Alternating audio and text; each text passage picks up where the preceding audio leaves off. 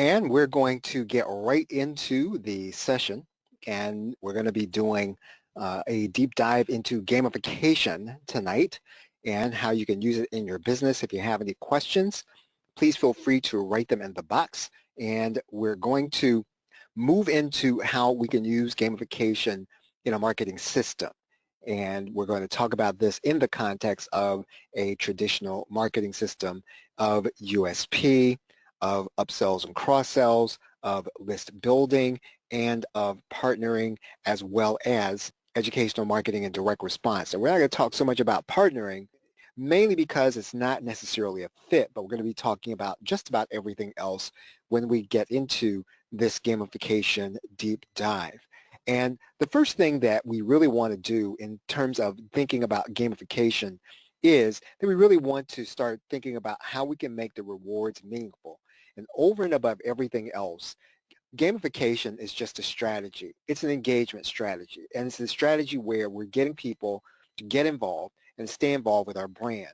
And the only way that we're going to assign a proper amount of points, the only way those points are going to matter, the only way those points or achievements are going to be something that those customers are going to do, it's got to be something that's going to be in their best interest in their mind. And so the key to everything is that the rewards have to be meaningful.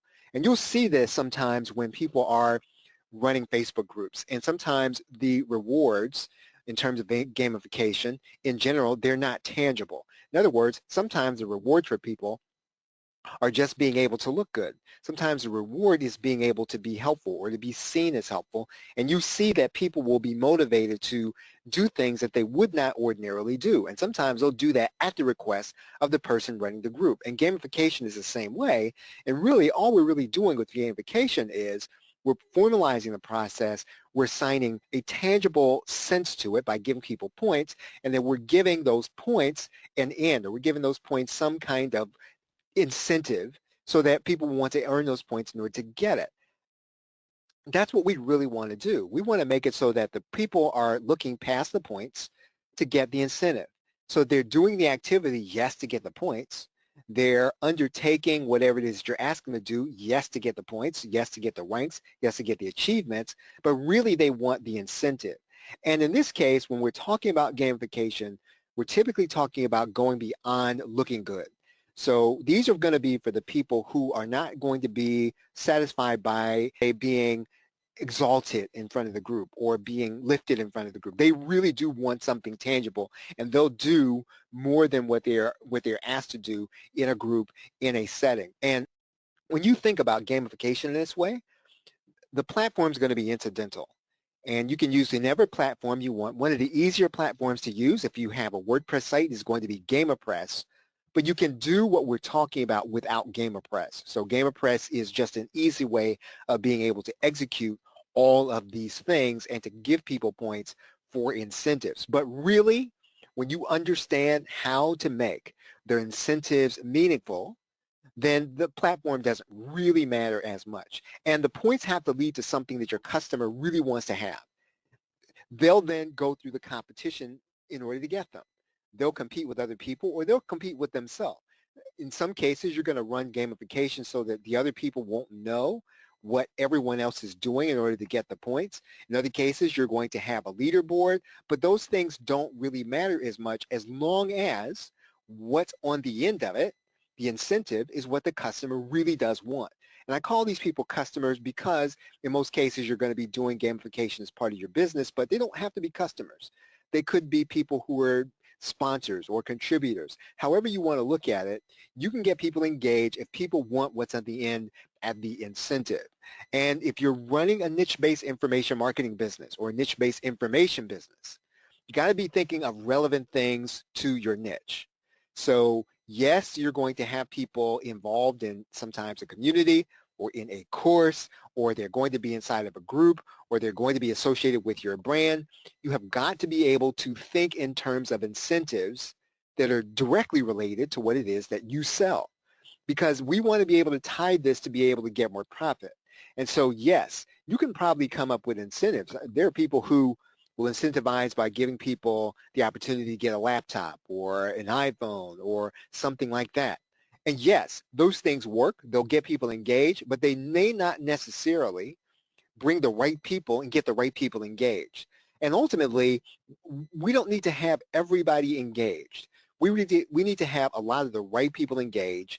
We need to have them engaged for the right reasons. And really, we need to have engaged around our brand. And that's really what we want. And so we've got to think of things that are relevant to our information business or relevant to the niche that we are in. Sometimes, and when I say competition, people are not going to compete for something if it's not going to be worth their time. And sometimes they'll just say, you know what, I'd rather just buy it.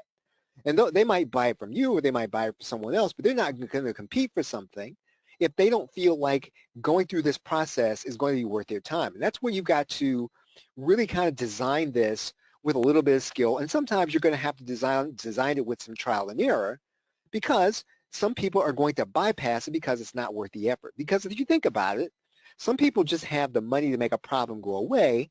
And if you're going to offer them something, let's say it's going to be a product associated with your brand, and they can go ahead and buy it. They don't have to earn it by doing gamification. They're just going to buy it because that's really what they'd rather do. They'd rather take their time, move on to something else. So basically, if you're going to design this, you got to design this in a way understanding that some people are just not going to want to be engaged. They'd rather spend their time and spend the money to make the problem go away or get what it is that you are presenting or selling. And so all of the engagement that we're talking about, it has to lead to monetization. So gamification for the sake of getting people engaged is not going to work for us if we're in some kind of business or if we are engaged in our information marketing business. It really does have to lead to monetization. And so we've got to be thinking in terms of how is this ultimately going to end with us earning more than we would have earned otherwise. And you might kind of feel like, well, that's a little mercenary, and you might kind of feel like, well, I don't really necessarily want to think of gamification that way. I really want people to be involved for the sake of being involved. That could be the case if you're not necessarily connecting gamification to your business. If you were connecting it to your business and you were working with your customers, you and I have to be thinking about monetization that comes from this gamified engagement. And you have to know your sales cycle very well. So you have to know when people become customers when they meet you. Because ultimately, again, you're looking to generate more income as a result of this increased engagement. And so when we think about this, we have to know how long it takes for someone who meets us before they make a purchase. And not precisely, and sometimes you're not going to know precisely, but you kind of know when somebody becomes a lead. Is it going to be the first time they read an email that you see? Is it going to be after they've attended the training? Is it going to be after a month or two? Do people approach you and tell you, I've been on your list for a long time. I've been coming to your webinars for a long time. I've been in your group for a long time and I finally bought this. You really do have to understand what the average person does when they make a purchase in your information marketing business. And so if you kind of have an idea of what that is, you can design some kind of engagement. You could design the right kind of gamification because you're going to do that with that in mind because, again, we're designing a point system. We're designing an achievement system so that it's going to lead to more profit. And we've got to be able to think, does the gamification, does the points system that we're setting up, is this going to speed up the process of when somebody meets us, they're going to buy from us? So in other words, if someone buys from us after a month or two, are we going to be able to speed that up so that people who get involved in our marketing funnel, are they buying faster? Are they buying 2 weeks instead of waiting a month? Or are they buying faster instead of going through our entire email marketing series? They're buying from us immediately. So in other words, can gamification speed that whole process up? Can gamification deepen the relationship so that when somebody buys from us, they buy more? That's another way that gamification can help us. If people who are getting engaged with us, they know us better, they understand us better, they know our brand better.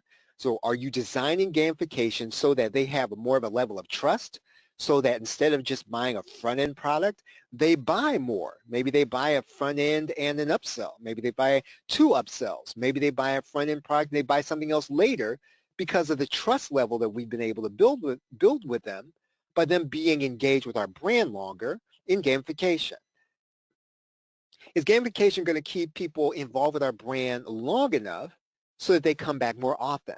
So in other words, does our process bring them and expose them to more of our products and keep them coming back over and over again to our site so that every time they come back, they see something else that we have to offer and they find something? So we can use gamification as long as we design it with those 3 things in mind. Can we do it in a way that we're going to get people to buy from us faster? Can we do it in a way that they're going to spend more at every transaction?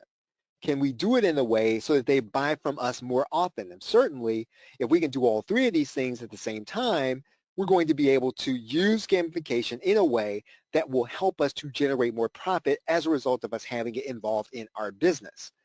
And if those things aren't happening that are necessarily leading to you to a sale, then maybe you might be building an audience-based business.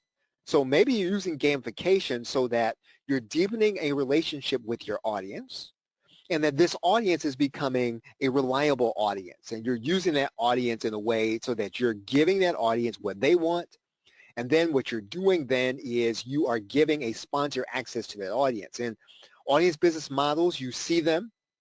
You might see them in online radio. You might see them as podcasters. You might see them involved with their sharing sites so that they're on YouTube and they're creating content. And they're not necessarily trying to sell something directly. What they're doing is they're selling themselves to a sponsor. Sometimes these days people are creating things like movies, and they're creating movie shorts, and they're putting these things in online mediums. They're doing things like crowdfunding. They're putting things and making them available in places like Amazon so they can attract sponsorship. And so basically, if you can build an audience for your content and you can get them engaged by using gamification, then what you're doing is you're getting them to like your brand more. And so that the more they like your brand, you're then going to be able to go to a sponsor and say, hey, you know what, we have people that, join us for, this program. They stick around for, 3 months or 4 months. And this is the kind of thing that you can go to a sponsor with. When you have this kind of information, you know who's watching you, you know what they're doing, you know what they buy, you know about them. If you can go to a sponsor with that, you're going to be able to monetize that audience with sponsorship. And so basically what you've got to do is you've got to be less concerned about selling things, and you got to be more concerned about the demographic. And so you're going to use these gamification elements to keep people's focus attention on you. And that's really what you're doing when you're building an audience business model. Again, it's a totally different way of doing things, but you're using these tools, points, ranks, achievement, so that people stay with you longer. They watch more of your content. They consume it. And that consumption drives your numbers so that you go to a sponsor and you tell them, we have people who spend 5 hours a week with us. You can then market to them during our program, whatever that programming is. So you've got to decide on an engagement goal. That's going to be kind of the benchmark. As you can see, not everything's got to be that you've got to use this in order to make a sale. You just got to decide on what your goal is by assigning people points, by giving people ranks and achievements. And so at the very beginning, and you don't have to stick with this, but in order to get it started, in order to figure out what it is you're going to change, in order to figure out what you're going to tweak, you need to have a goal for your gamification efforts. And that's going to be important. And that's really going to dictate how you're going to set up the activities and incentives. Whatever it is your goal. So, maybe your goal is going to be that you want people to consume more of your content. That's all that you want. Whether or not that content's going to be inside of a course, whether or not that content's going to be from your blog, whether or not that content's going to be your YouTube channel, or what it is you're broadcasting, you are assigning points. You are setting up achievements so that people consume more of that content. Again, that might go to your audience model, right? If you can encourage people to consume more, then people are going to want to see what your audience is, and they're going to want to sponsor that audience. Are you looking to encourage community interaction? Maybe you have an online group, and what you're trying to do is to get people involved. You're trying to get people to interact. Again, that's going to be more associated with a profit motive. That's going to be associated more with something that you're looking to sell, but you're trying to keep people involved in a group. Maybe your group is a paid group. Maybe it is a membership. And so the more that people get tied to each other, the more that people interact with each other, the longer they're going to stay. Sometimes people join groups and they join them initially for the benefits, but sometimes they stick around because of the relationships that they build. And if you can encourage that, what you're basically doing is you're extending this idea, and you are extending this in a way that's going to make you more profitable, because people are going to continue to pay for your group, when even if your content or what it is they're getting isn't necessarily still as relevant as it was when they joined. Are you encouraging personal development? Again, this is a profit motive. So if you're helping people to get better, and you are doing that with points, and you're doing that with achievements, people will stay with you, and they will continue to buy what it is that you are selling, because they are growing, and they recognize this, and they know this, and they can see this, and what their progress is evident. Maybe some elder people notice their progress. So if you can encourage personal development with gamification, that is another goal. Are you trying to encourage viral sharing? And this is kind of important, because what you're doing with viral sharing, of course, is you're building your list. You are basically getting people to share your pages. You're getting people to, because they're trying to get some incentive, and because they're trying to get this incentive, they're sharing more of your pages, more people are finding out about it and joining your community, joining your list. And so basically, yeah, you might do gamification specifically for that reason. Nothing wrong with that. A lot of people do that. We'll talk about that here in a minute. So you're going to set up the activities to encourage people to act in a way that will get them some kind of goal that they want. So you're trying to set up your gamification for your goal, and you're trying to set up so they can get their incentive that helps you to meet that goal. And so if you're thinking about this in terms of viral sharing, let's dive deeper into this, because list building, again, is an important marketing element. And we do need to kind of break that out separately, because it deserves its own attention. Viral applications like King Sumo and UpViral, they kind of have gamification built in. And so they don't call it gamification, but it is the concept. Basically, they are assigning you points for things that you do, and those things are ultimately going to lead to you being able to get more exposure to your brand, more exposure to your products, more exposure to your services. And so people are sharing your pages that you set up, and they're going to get an incentive. That's basically what happens. They don't get the incentive until they share. And so they're putting your pages in front of more people, and hopefully more people are going to buy your products. Hopefully more people are going to not only buy your products, but they're also going to join your email marketing list. So they get the incentive when they reach a threshold of points, and you've set that up in an automated fashion. This is really what's beautiful about viral sharing, is because you're going to set all this up ahead of time. You're not manually doing any of this. You're basically setting these things up in motion. Now, obviously, you're going to need to put some thought into the kind of incentive. You have to put some thought into having these things set up this way. But basically, you're setting these things up ahead of time, and you're just kind of setting them in motion, and you are growing your email marketing list in that way. And so if there's a downside to these kind of applications, is that they're all based on campaigns. And so each campaign is going to be separate. And you really do want, in your gamification, you want to be able to accumulate. So you want people to see everything they've done. You want to be able to see all their campaigns. And so you want some people to be incentivized by looking to see how much they've done all year long. And sometimes these applications don't necessarily do that. They're not necessarily set up for that way. They're set up for you to be able to run a specific campaign. Having said that, let's think about these in terms of point stores. We're still talking about viral sharing. We're still talking about that virality bringing more customers to you. What you want to do is you want to be able to have people to accumulate points over time. And you have them accumulate those points so that they can use those points to get something. If you can make it so that they're going to be able to take those points and to get something that you would normally sell, what you've done is you've effectively tied your gamification system to your profit system. And that's going to really keep people engaged if you already have customers. If people bought from you the first time, they bought from you a second time, but now they get a chance to win it if they do a little bit, then you are going to be able to keep people engaged in this game.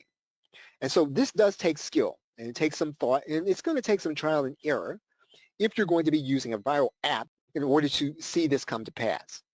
And when a person gets something free with their points, what you've done is you've benefited from that engagement because basically they've done this by sharing your page. And they've shared it with more people who see and expose you to their friends and their network, and you ultimately build a bigger list as a result of it. And so probably in order to do this, most viral applications are going to do this and accumulate points and then also give you a point store. You are probably going to have to combine more than one application to do this. So there are WordPress plugins and systems with point stores that integrate with GamePress. So you can do this, but again, you're going to have to combine this with some kind of gamification platform like GamePress. And of course, with GamePress, if you do that with GamePress, you can do quite a bit that's going to be free with GamePress. But if you start to get into trying to incentivize people that they're going to take their points to buy something, you're typically going to have to move into a paid area. But then again, I mean, you will be able to get more activity. We're going to talk about how you're going to do that here in a second. And of course, there are also cloud-based integrations with services like that called Pointogram, right? And the whole pricing structure is going to be different with Pointogram than it is with GamePress. You really do need to look and see how it fits with your business model, which one is going to be more of your liking. But again, you can do pretty much the same thing with Pointogram as you can with WordPress. Both of them are going to integrate with your viral marketing system like UpViral or KingSumo. But again, it really does depend on your business model. You've got to take a look to see which one really does fit. So we start talking about how this is going to work. You do need to have a USP for your incentive. So your incentives do have to be unique. Because if they're just like everybody else, then people are not going to go through the extra motions in order to get them. So just getting something that's going to be a downloadable PDF that's not unique, I mean, yeah, it can work, but it really does need to be something that people cannot get anywhere else. It needs to have a USP. If people can purchase it from someplace even, they're not going to go through the extra motions to get it typically. And so you've got to have something, when we're talking about a unique information marketing business, it's got to be something unique and instructional that isn't for sale elsewhere, right? That's what you're going to have, that you're going to have to get. Now, you can have what's called cutting room content. So you do an interview with someone and then you formalize it, you end it, and then you just start chatting with the person off the record.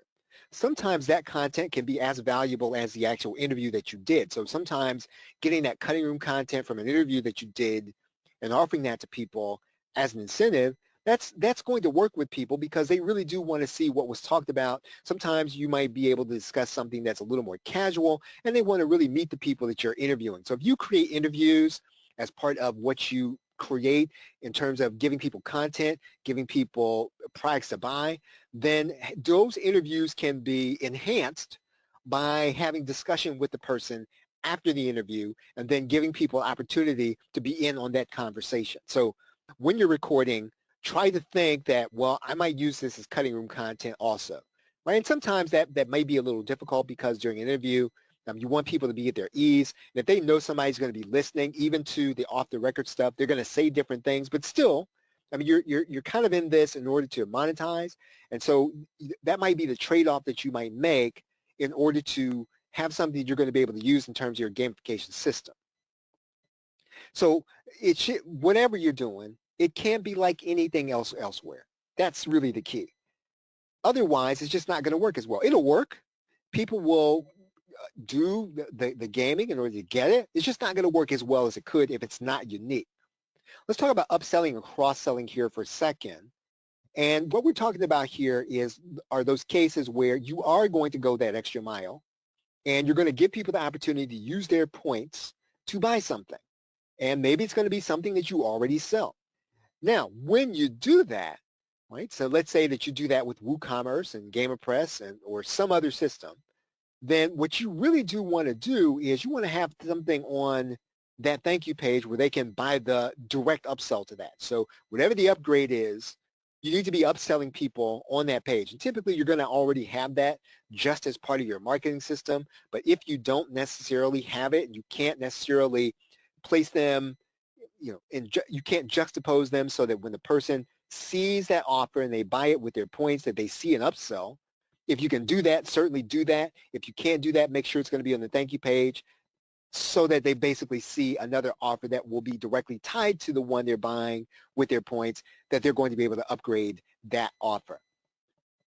And so anytime you can upsell people when they get something, that's going to increase your income. That's really what you want to do. So you should always be looking for opportunities that when you give people something, whether it is something that you give them that they download, that's going to be free, or that they use their points to get it, you should always be thinking, how can I upsell them into something that's directly relevant that will then give me more profit from this interaction?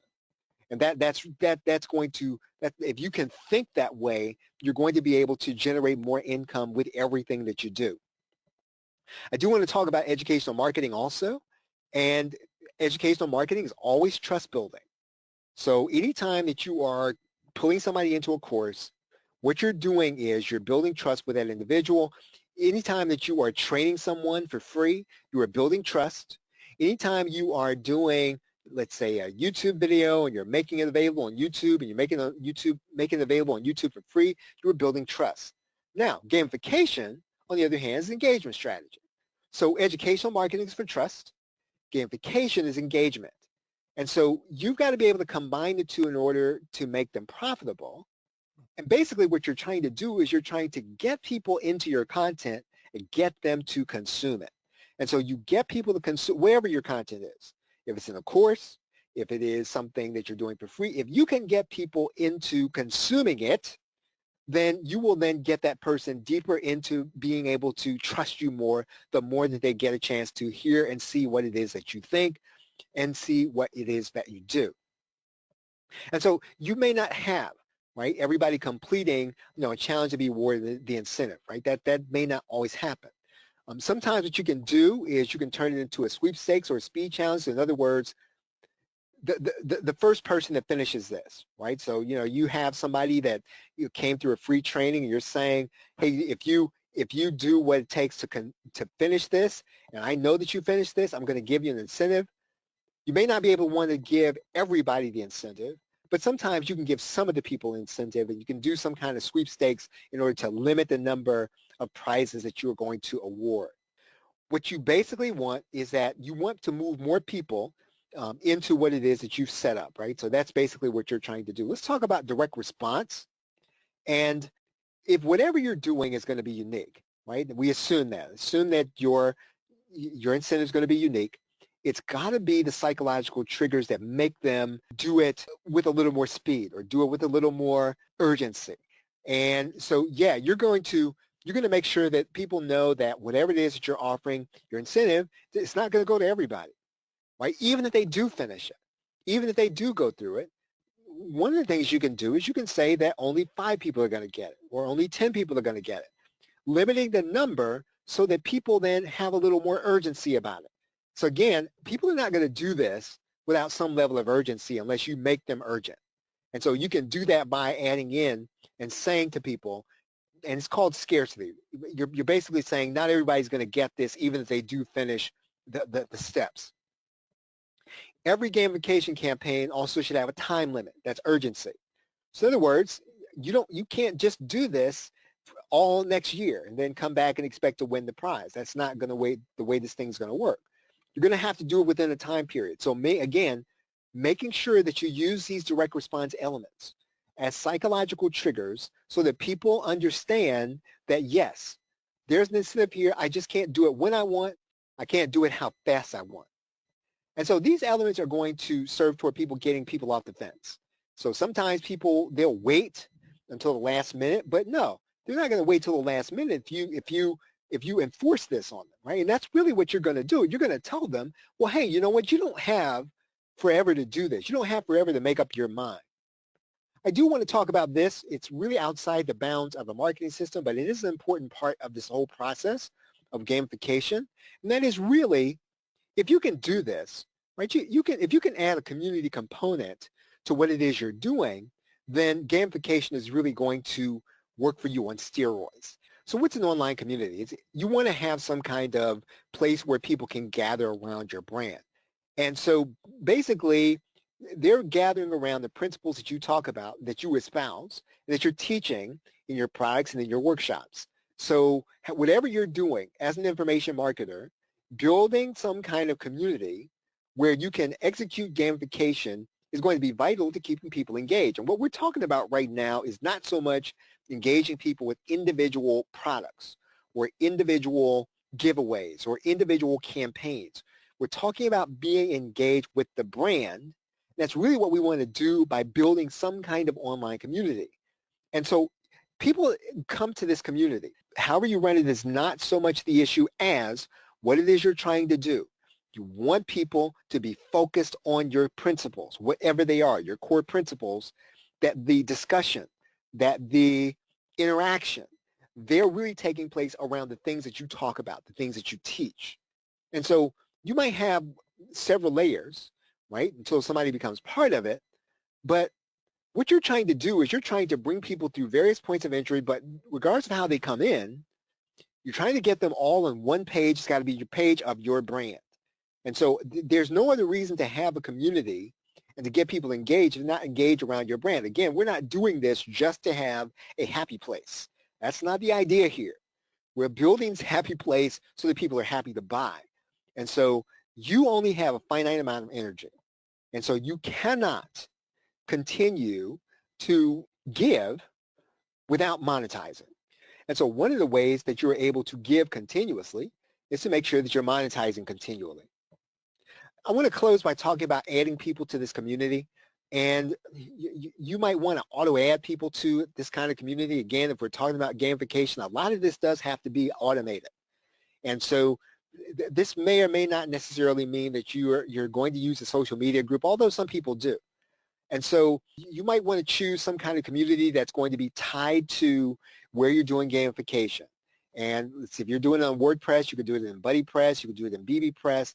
Those are free plugins that interact with GamerPress, so that, again, what you're trying to do is you're trying to get people to be engaged with your brand in one place, right, and to respond to the gamification elements.